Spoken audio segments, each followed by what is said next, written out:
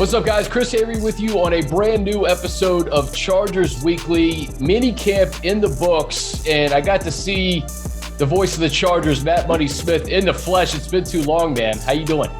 Doing great. It's funny. You know, we had a little get together amongst NFL Network people, and the studio's been closed since the pandemic. Kind of showed up in mid-March of 2020.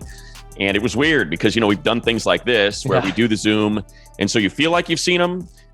So when you see them in person, you're like, hey, it's not that big of a deal. It's good to see you. But then, wait a minute, I haven't actually touched this person or seen this person in 16 months or whatever. So, it was good. It was good to see you and obviously see Tom in the flesh. Obviously, I saw Tom when the surfboard showed up at the Draft Central headquarters there. But outside of that, for people that don't know, all the behind the scenes people, Megan and Josh and Jen and Lauren, it was really cool to kind of get back with the Chargers family and actually see them and be close to them in person, thanks to us having that little vaccination card. So we were able to get on the field and hang out. It really was a lot of fun for those 2 days.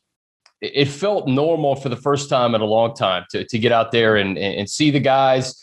And there's not much that you can really take from who look good, all that type of stuff. But I will say this, and I think probably anybody from all 32 NFL teams could say the same thing, some sort of positive remark coming out of minicamp. But I'll just say this, man. I know this is a team podcast. I just love the vibe of this team. Yeah. I love the vibe that the coaching staff is bringing, the culture that Brandon Staley is setting. It's very refreshing. It feels authentic. And just hearing the coaches speak over the last few weeks and the players talk about just their experiences through this offseason program, it's hard to not get excited, at least about that aspect. I'm not predicting wins and losses, but just the culture that's being set is fun and fans should appreciate it. Yeah, no doubt. I quickly just want to add to the sense of normalcy for people that might have been able to see it. I posted a video from it, but really the return to normalcy was the scrum around Drew Brees when they brought Drew to meet with us. And immediately you had all the beat writers. There were about 15 to 20 of us that just started fighting for position, elbowing around, getting our phones up for the angle. And of course, being the jerk I am, I had to shout down 2 other people to get one question in. So I was like, that. Name names. Who'd you know what? I don't even know, but I really wanted to get in the Mike Williams question because of his experience with Coach Lombardi and Michael Thomas. When I heard Jen say one more, I was like, oh, I want to get this in, and look, that's nothing the question. Exactly. I was like, I'm getting this in. Give me the Mike Williams, Michael Thomas. Why would Lombardi say this is going to be a big year? I've got my fantasy roots in me still, from NFL Network. So I want to make sure I take care of those people out there that might be able to get Mike Williams as a sleeper in the 6th or 7th round after Coach Lombardi said he could totally see him being that Michael Thomas of this offense. So that was the real sense of normalcy when we got back into that scrum with Brees. But to your point about the vibe, it's a great vibe.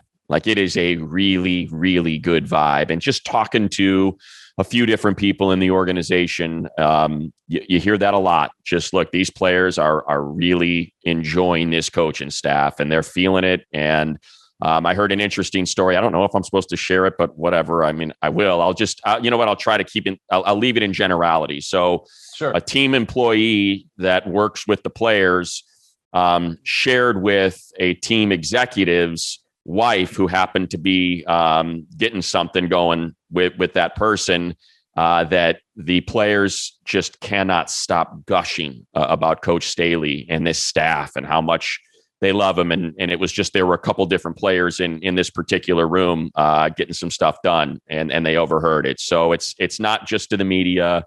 It's not just to their bosses. It is amongst themselves when they're not really thinking about who might be listening.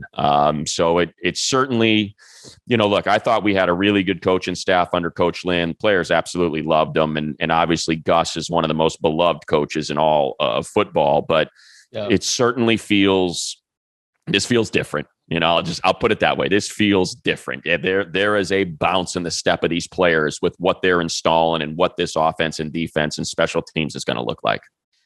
We got a little bit of a preview of it in the mic'd up clip that the Chargers put out of Coach Staley just rallying the team and not shying away from expectations too, but he just said, hey, this is going to get us ready for football in February. So, you could easily be like, hey, listen, let's taper expectations. Let's pump the brakes a little bit, but you can't be afraid of what you want to accomplish and what your goal is. And, just speaking to the players' relationships with Coach Staley, Austin Eckler yesterday talking about, hey, the second day he got the job, he called me. We just talked about life. Like he's trying to get to know these guys as people. And Coach Staley himself said, I can't coach Austin Eckler the same way I coach Chris Harris Jr. They're different people. They may be wired differently. So the investment that he's putting into these guys to get to know what kind of people they are, and that will eventually, hopefully, translate onto the field. And he said, hey, listen, this is what an investment is. You invest in players and you hope to get that return. So Austin also brought up the fact that, they have this leadership council just talking about how they want to map out the offseason program, taking input from players. I don't know how common that is in the NFL, frankly. Maybe it's more common the last couple of years than it's been in the past. Yeah. But listening to the guys and having that core set of dudes that they want to win just as much as Coach Staley does. You don't think Derwin James and Joey Bosa and Keenan Allen and Justin Herbert, they want to win just as much as the coaching staff does. So empowering the players a little bit too, I think that's a big deal. Yeah, I'll a lot there. So I'll start with kind of what you mentioned about Coach Staley and Eckler and that call that they had. I had the good fortune to do an Instagram Live with Coach Staley I think it was last week. Which is great. There was very little football. And I think it was sort of Coach trying to put himself out there like, hey, this is who I am. This is what I'm about. I'm fine sharing personal details about my life, about my home life, about where I'm from, about my kids, about what I'm interested in. He just came on with Petros and me yesterday on our radio show. And it was funny. We ended up talking a lot of football. And, normally our interviews are between 10 and maybe 12 minutes. This one ended up going on 20 minutes and we're talking football. And then next thing you know, we're talking about how he's going back just outside of Cleveland because his son's getting baptized. And it's the first time he's going to see his family since the pandemic started. And then he's telling us a story about how these two people came up to him when he was doing the SoFi tour and they thought he was me. And he's like, they were super. And I was like, I'm sorry, that's terrible. What an awful thing for that couple. Hey, please, I don't want you to lose your train of thought. When I worked at NFL Network for a brief time about 4 or 5 years ago, somebody tapped me on the shoulder and thought I was Matt Money Smith too. We're very common people, stiff white guys. I promise you, they were calling me Young Money for like a brief stretch of time. I'm sorry. There you go. Sorry. Listen, I take it as the highest compliment. So that's what I like. I mean, Coach is really good that way. And I think that's so important, right? You mentioned he's making these personal connections and appearing to be, and I believe it to be sincere, invested in his players. And look, when you've been on the field, when you get on, it's one thing to be in the stands. It's one thing to watch it on TV. When you see this game played at the field level and you recognize the physical sacrifices that are being made, not game in and game out, play in and play out, what you are asking these guys to do. I don't think it can be minimized or overstated how important those things are. Hey, I'm gonna go to bat for this leader, and I believe in what he's asking me to do because I got to sacrifice in order to make it happen. So that's important. You mentioned the video that's out there. I cannot, for people that maybe it slipped through. There's a really great, it came up yesterday. So today's the 17th. So it would have been the 16th. It's like a 4-piece clip, or it's like a 4-video string of clips on the Chargers social media feed. I think I saw it on Twitter of Coach Lombardi, and he's talking to Drew Brees. And man, you want to get excited about defense. Here's a guy who's running offense that has put it on the league the last 10 years with Brees and the Saints. And he and Drew are talking, and he's like, Drew, I don't know what the heck I'm looking at. He goes, I look at you. You tell me. He's like, you tell me if you can figure it out. He's like, I'm trying to figure this defense out, man. And I don't know where they're coming from. I don't know who's dropping. I'm struggling to figure this out. So help me out as we're here in the early goings. And I think there's a reason why the Rams defense was number 1 last year, and not just number 1 in the league statistically, but if you go through the last 20 years, it was a historically great defense. So something that Coach Staley is doing on that side of the ball is certainly causing fits for the rest of the league. And man, it was really cool to hear that interaction. I cannot recommend you seeking that video out enough with Coach Lombardi and Drew Brees. Yeah, and I think there's going to be extended versions of those probably coming out later too. But Lombardi had some just great one-liners to a general. That was my favorite one, where he's telling Drew, he's like, "Hey, dude, if you know, let me know, because I don't know where they're coming from." He also said something with Justin Jackson. I think Justin Jackson had an elaborate juke move, and he's like, "Listen, man," he goes, "I'm giving you this, so less seasoning, right? Use the sauce when you need it, And then he did it again, and he's like, exactly. Boom. So yeah, he's like, when they're giving, it was just an inside slant, and he kind of like juked a little bit, and he's like, "Dude, just take the slant and go. Put your foot in the ground and go." And it's funny, you hear that all the time. Remember, I think it was Coach Lynn that said, "Hey, man, I need a truck. All right, you're not a Ferrari. You're an F-150. Yeah. Exactly. So let's it is fun to hear those. And that is the one thing about football, is more than any other sport, just kind of the little, the metaphorical sayings and stuff are so much fun. I don't need the sauce. Just give me the chicken, man. Just give me nice, good protein. Let's go with an inside slant. We're going to burn them on it anyway. Take it and go." The coaching staff I've always been watching those guys more than the players during this offseason program, because, you're just trying to identify who's who because everybody's new, but just the energy that they're bringing in these OTA practices in minicamp, it gives you a pretty cool lens into what this season's going to look like and how they're going to operate. Coach Staley's talking about activating in the morning, and just they have a plan. And one of the things I'm sure you've noticed this too, when Coach Staley talks, I think Darius Swinton mentioned this too, they don't like to waste time. So they want to move on to the next thing. We don't have time to dwell on something that we've already covered. I think Swinton said, if you're coming to me with a question, don't just come to bring an apple. Have a legitimate question that we haven't talked about before. So it's this nice blend, Bunny, of just, this is what the standard is, but we're not afraid to take your input, and you're a part of this just as much as we are. Yeah, I think it's a tough balance, right? Like we talked about, it's got to be all business, but at the same time, it's a game, and it's a game that's played. It's different than any other business. It just is, So teams that are out there, enjoying themselves, having a good time, are probably going to play better. I mean, I just think about the Buccaneers last year, and you think about all those videos and the kind of practice footage of Tom and Gronk laughing. And that's, I think, important too. But at the same time, look, time is, in the last 5 years, but especially the last 2 years, time has become an invaluable commodity in the NFL because of all the restrictions that have now been put on, the limited amount of minicamp, the limited amount of time you have in training camp, the voluntaries that, and look, I think it speaks to the coaching staff, the participation that they had, that everybody came out pretty much. And if they didn't come out, it was totally understood. And they were at least in the facility if they were doing their workouts somewhere else. So I think it's a great message to send, is this is not like it used to be, where you're doing 2-a-days and we've got all this, we're at the facility for 12 hours together for 3 weeks in the middle of June. That's gone. So I think Swinton spoke to kind of that adjustment that so many teams have to make. And the better use you can make of the limited amount of time you have, especially when you're installing systems that appear to be quite complicated on both the offensive and defensive side of the offensive defensive side of the ball. And even special teams for that matter.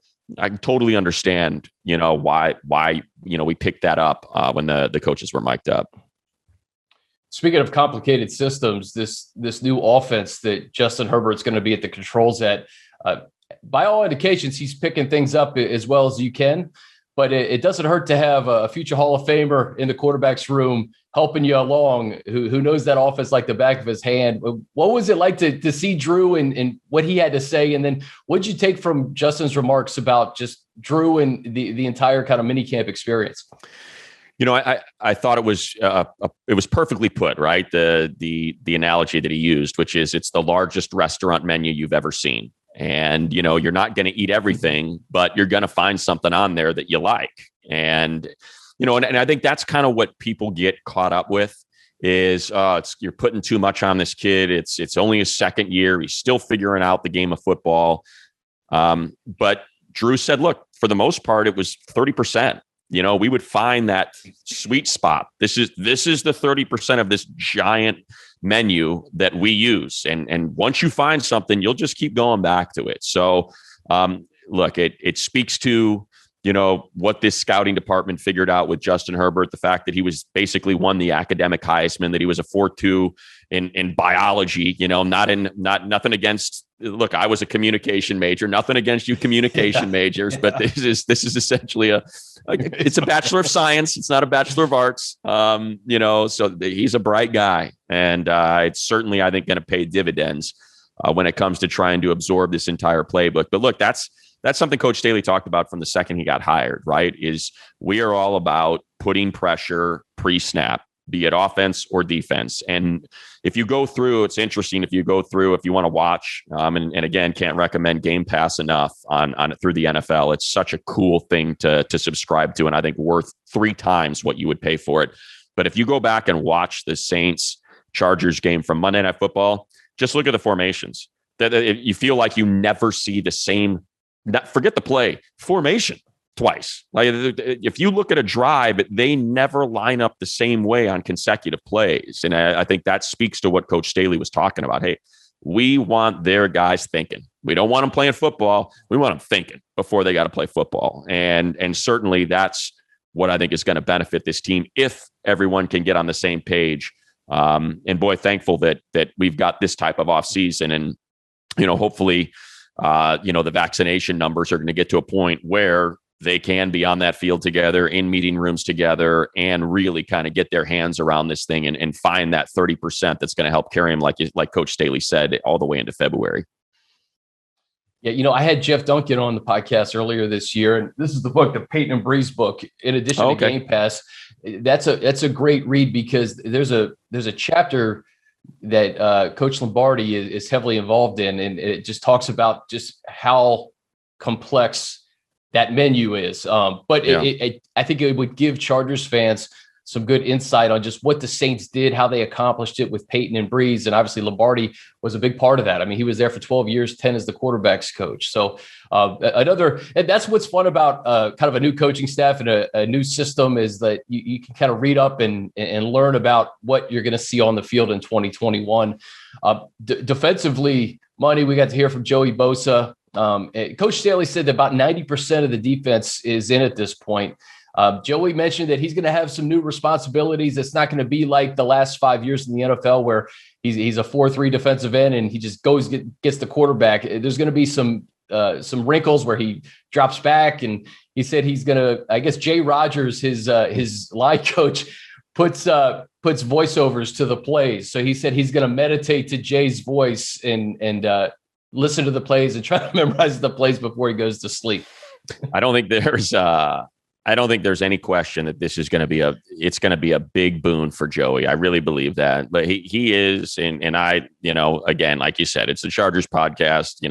We're employees of the team, but there isn't a better all-around defensive end in the league. There just isn't a better edge player. I mean, with the way he plays the run, the way he can move downfield, if plays get behind him, and on top of that, the way he affects the quarterback and the pass rush. You combine all those things, and I think that's probably what Coach Rogers and Staley are thinking of with Joey is, man, we have an opportunity to really pressure this defense, pressure an offense with someone this talented. And that's why it didn't surprise me to hear him say that at all. There's pass rushers, and when you hear from Joey and when he's doing his interviews, he said, that's what I love to do. I love to rush the passer, and I am constantly trying to find the advantage when it comes to rushing the passer. So we know he has a passion for that, and that's kind of his true love when it comes to the game of football. But he's so good at everything, and I think when it came to Gus, and that defense that's been run the last 4 years, look, it's predicated on one thing, and that's getting home with 4.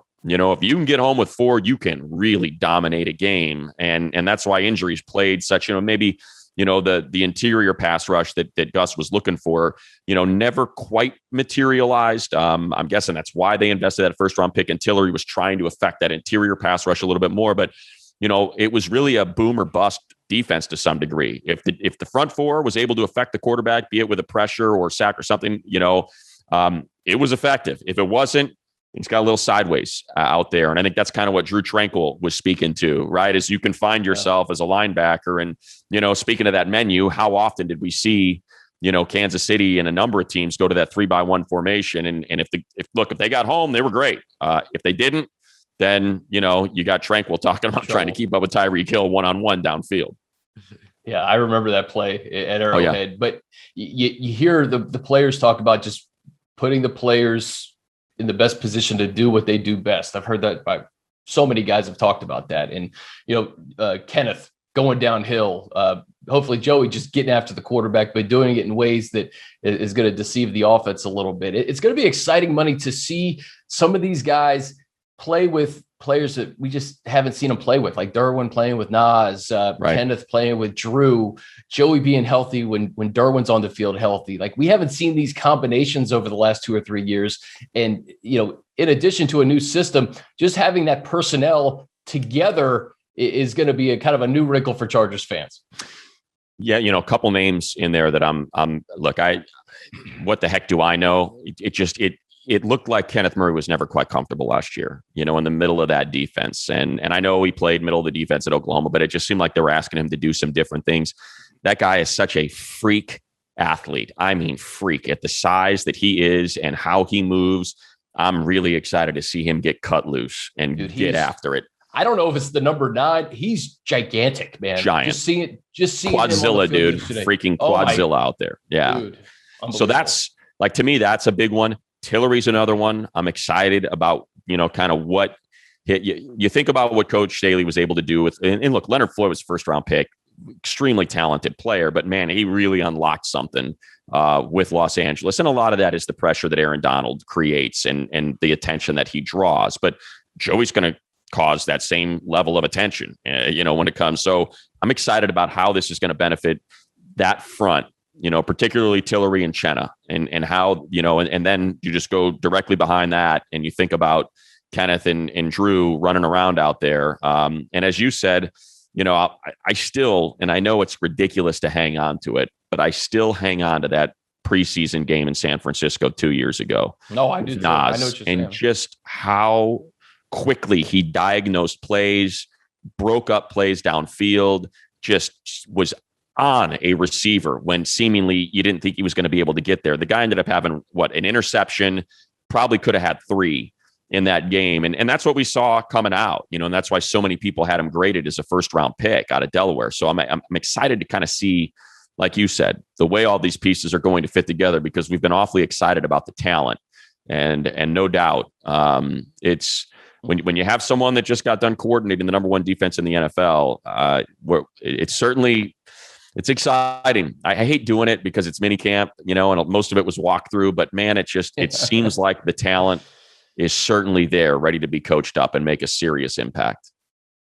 Real quick on Nas before I get you out of here. I remember specifically when DJ, after Nas was drafted, DJ said, if you were to go in a lab and pick the perfect complementary safety to Derwin James, it'd be Nas Adderley. And we haven't seen it yet. We just have not seen it yet. And this may be the time to unleash it with Coach Staley at the controls. Yeah, no doubt. And again, a lot of it is, a lot of it's projection that I get, you're not projecting Joey.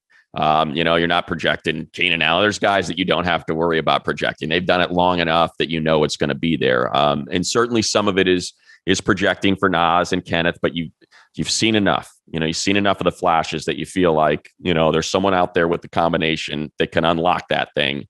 And boy, it can have a big impact. And I think that's why so many people are excited. And the one, I guess, little taste of caution that I would offer up is this team has always had a great level of talent. And that's why I think every single year we feel like they're one of those picks by most people, like, hey, who's your sleeper? It seems to always be the Chargers. And it's certainly understandable when you look at the Keenan Allen and Mike Williams and how effective Austin Eckler is in the passing game. The fact that offensive line has been completely remade and it was their greatest weakness last year, and it looks to be a potential position group of strength. And then when you talk about Joey and Derwin, man, it's easy to get excited. It certainly is easy to get excited about what's out there come September. A final thing, 5 weeks to camp. I know it's a little early, but based on kind of what we've seen in minicamp, how they've drafted, are there any position battles or specific players that you really want to home in on as we kind of start camp in late July? Yeah, look, it's kind of boring, but to me, it's special teams. I just kind of think about the effect that special teams had on the outcome of games last year. I pointed out, I don't remember what was going on Twitter, but somehow I got into one of these conversations and, it was whatever. It was cordial, wasn't, but I just said, look, there were very civil on Twitter. Exactly. Very civilized discourse on social media. There were 5 games that the Chargers had a lead in the fourth quarter, 5 games that they ended up losing. And, when you think about special teams and the effect that special teams had on those 5 games, missed field goals or perhaps, bad coverage, bad punt coverage, punts themselves. Like, I'm anxious to see what Coach Swinton's going to do and how. I just think that group is the one that has the greatest, it has the greatest variability, for what it could be because of it was historically bad last year. It would be impossible for this team to be worse on special teams than they were last year. If you just go through the advanced metrics, the DVOA numbers, it's crazy. So I'm excited to see, and it's not just, is it going to be Badgley and Long? Are those, what are those competitions? So I'm talking about the entire operation and how they're going to remake it. Especially when you have 9 picks. I mean, those guys from, rounds 3 and back, you're going to have to make an impact on special teams no doubt to make this roster and to be a contributor, even on offense. I look at guys like maybe Trey McKitty and Chris Rumpf and Larry Roundtree. I mean, you didn't have to do that. Josh Palmer. You didn't really have to do that at the collegiate level because you were relied on the offensive or the defensive side, but this is a new ball game, and there's going to be a lot of spots up for grabs, and that's how you make the football team. Yeah, no doubt. Again, it's not sexy, because I think a lot of it too is I just kind of feel like I know what it's going to look like. I feel like it's going to be that 3-man rotation inside with Linval, Justin, and Tillery, and I think the corners are going to be Asante and Chris Harris and Mike Davis. It's going to be Nas and Derwin at your safeties. The offensive line, we already know what it's going to look like. The third wide receiver, kind of competition is going to be interesting. Is it Jalen Guyton? Is it T. Billy or is it going to be Josh Palmer that's able to grab that spot? I think also an important one is going to be the blocking tight end. Is McKitty that guy? It certainly seems like it. So is he going to be able to kind of provide, that? Because, if you look last year, you had great games. Really, you had a good game. Or I should say you had good moments from Parham and Anderson. So it'll be interesting to see how that tight end room shakes out as well. 5 weeks to camp. We can unplug a little bit from football, get away and recharge batteries, get back to Jack Hibbett Sports Complex, man. It's going to be fun. I can't wait. It's great to see you, man. And I look forward to a fun 2021, brother. Yeah, we're going to be doing it all year. Looking forward to it. Yeah, man. Yeah, absolutely. Chargers Weekly. We're going to do a little bit of a remix this year. It's going to be a lot of fun. It is.